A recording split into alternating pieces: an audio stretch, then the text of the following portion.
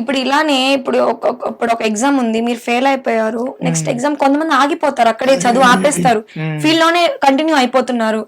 మిగతా వాళ్ళు చదువుకుంటూ ఈ ఫీల్డ్ లో చేసిన వాళ్ళైతే ఎవ్వరు లేరు.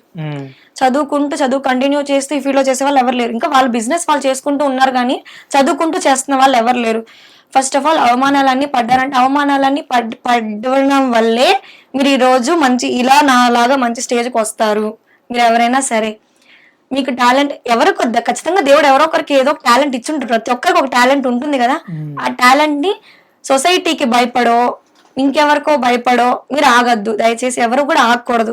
మీరు కష్టపడాలి, మీ ఇంట్లో వాళ్ళని చూసుకోవాలి అనేవాళ్ళు ఇలా వాళ్ళు ఎవరు రారు. సో అవమానాలు పడ్డామంటే పడాలి.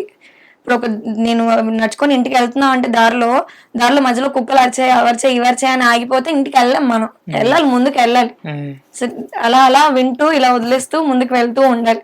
సో మీరు ఖచ్చితంగా రీచ్ అవుతారు.